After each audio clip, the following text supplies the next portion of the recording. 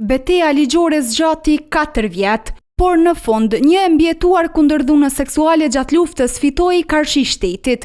Gjykata vendosi që kësaj zonje i takon edhe pensioni i pleqërisë e edhe ai i statutit të viktimës.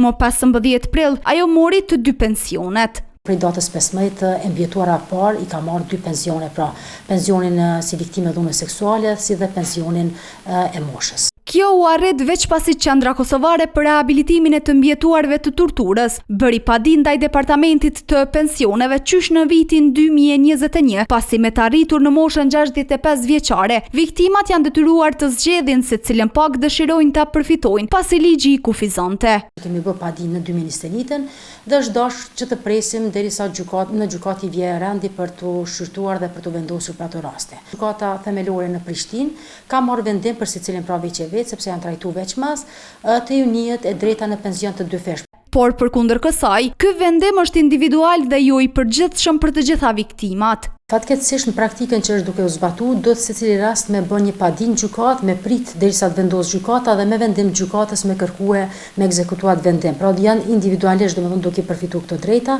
mirë po ne jemi duke bërë përpjekje gjatë vitit kaluar kemi avoku te Ministria e Financave, Punës dhe Transfereve që ta ndryshojnë atë dispozitë ligjore. Fatmire Haliti bëri me dije se në pritje për të njëjtin vendim janë edhe mbi 10 viktima të tjera.